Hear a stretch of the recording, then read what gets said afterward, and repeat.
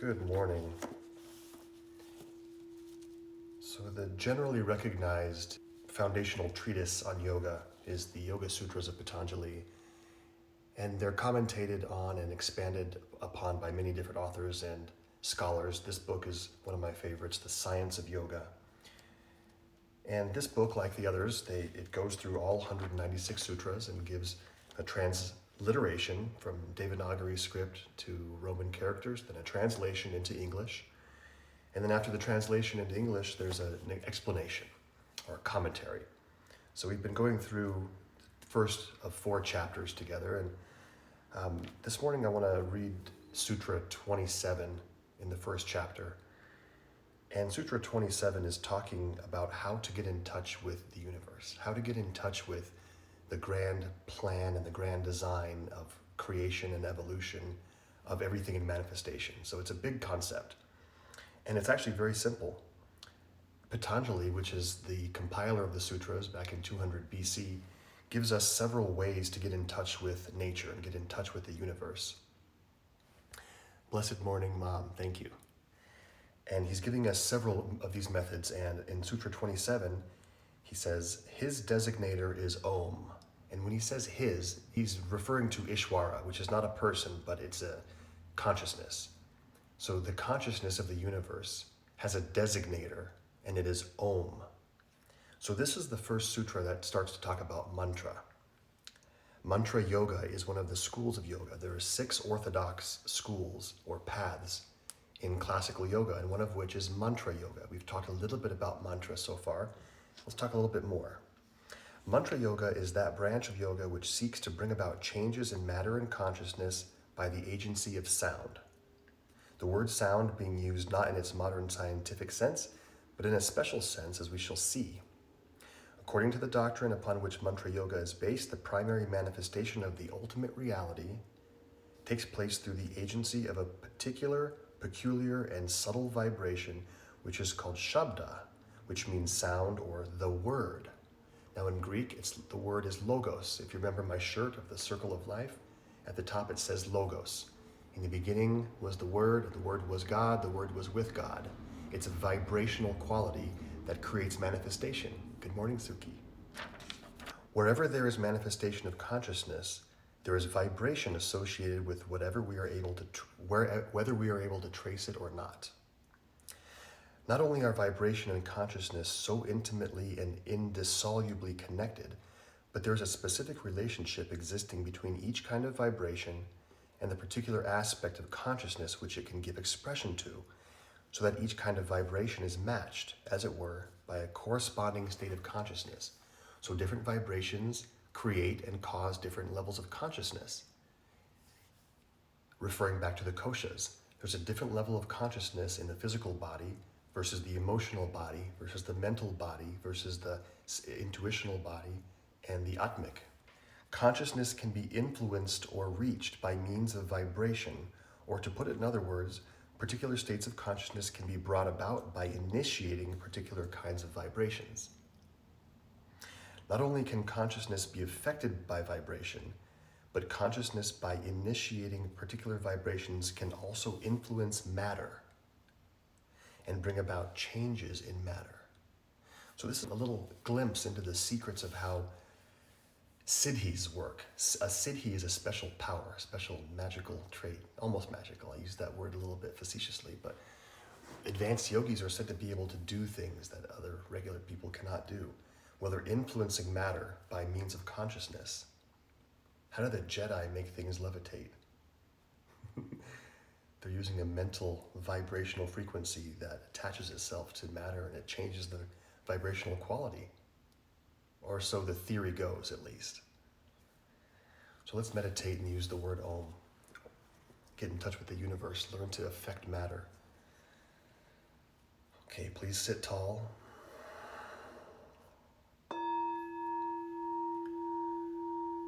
Please find your spine erect and find a comfortable seat. You can be cross-legged or you can be sitting in hero's pose, easy, simple, seated pose, whatever's comfy for you.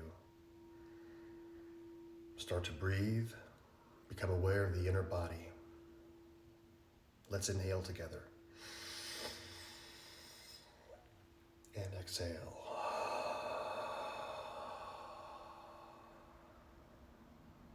And inhale. And exhale. Now 2 more through the nose.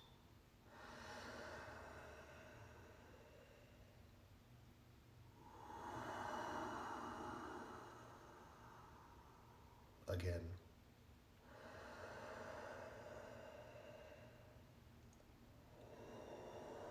Let's chant 3 ohms together. The third one will be slightly higher in pitch.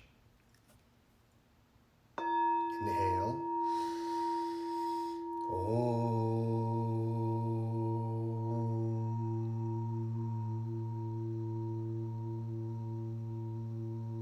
Really feel the vibration. Inhale. Om.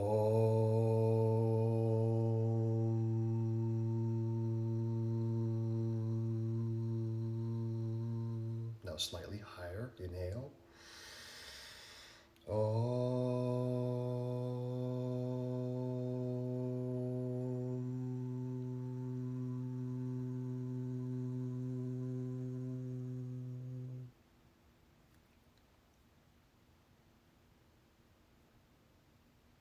After the physical vibration dissipates, sense that there's still a subtle vibration happening that does not end.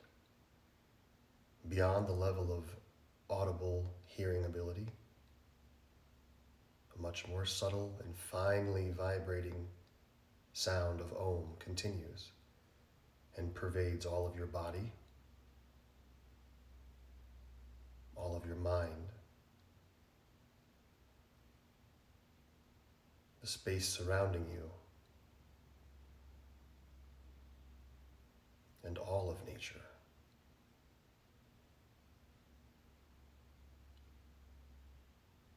You don't need to create the vibration of Om or create the sensation of the sound. You hear the sound. You hear the vibration of the universe.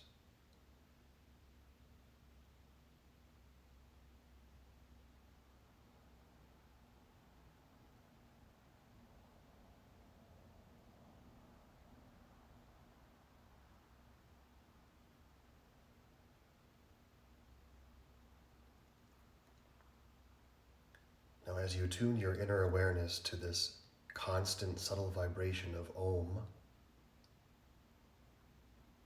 feel that it's focused in the center of your chest.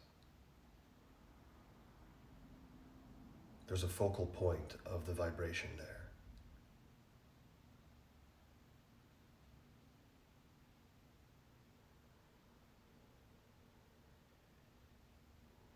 And as you keep your attention in the center of the chest, I want you to deepen the breath slowly, very, very slowly, very subtly.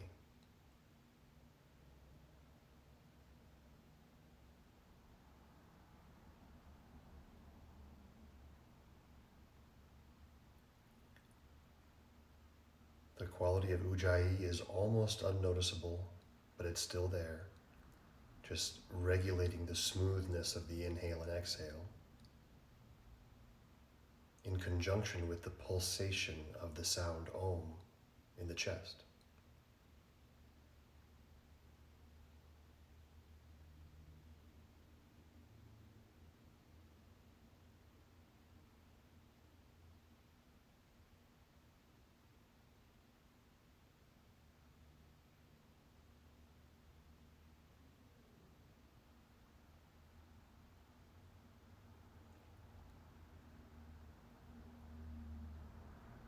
Become aware of the fact that the vibration of Om smooths out your energy and it optimizes your physical body. It optimizes your emotions. It smooths out and optimizes your thoughts, your thinking body, the mental vehicle.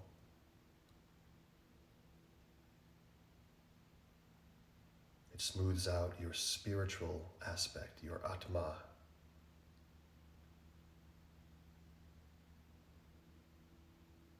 And it coordinates all of the koshas, all of the aspects of our consciousness, coordinated and harmonized.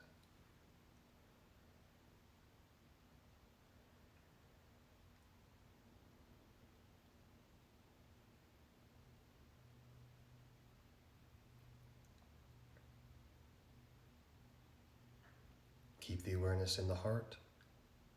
Keep hearing and sensing and perceiving the constant vibration of Om in the heart.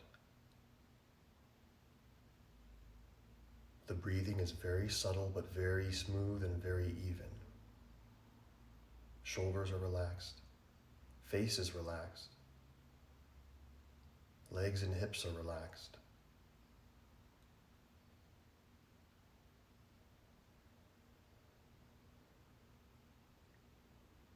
Spine is tall, becoming very sensitive to prana, to energy, to vibration.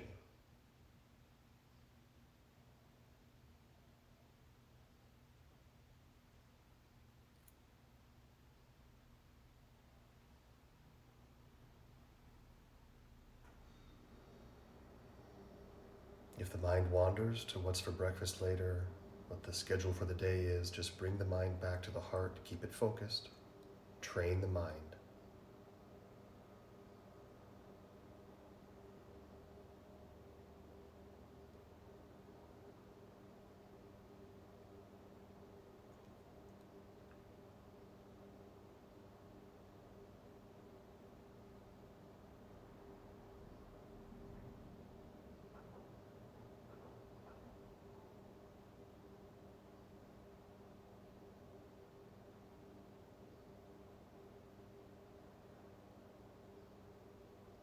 Now that the mind and emotions have realized a state of heightened peace, let's add Shanti on the end of the word Om. So now the mantra becomes Om Shanti, which honors and acknowledges the peace that is at the core of the universe, the peace that is at the core of each of us, always inside of us, abiding. Complete peace, Om Shanti. Hear that mantra in the heart.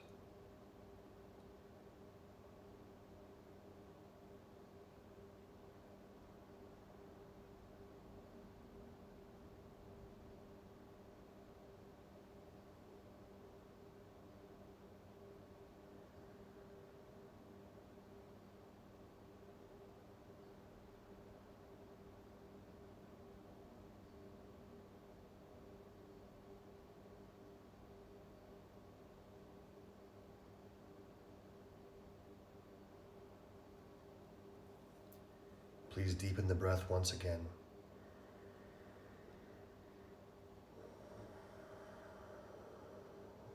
Keeping the mantra Om Shanti top of mind, top of heart, peace in the universe, peace inside ourselves. Let's chant Om together again. Let's take an inhale, please. Breathe in.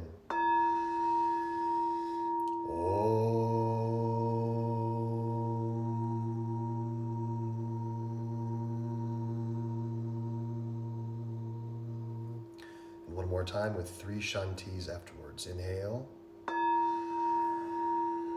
Om Shanti, Shanti, Shanti. Peace, peace, peace. Carry it with you throughout your day. Remember it always. Keep returning your mind to the heart. Remembering your connection to all of life is there. Your connection to abiding peace, unsurpassed calm is inside the heart always. Just go there with your consciousness. Change the material of your body and of your surroundings by constantly remembering peace. Until tomorrow, namaste.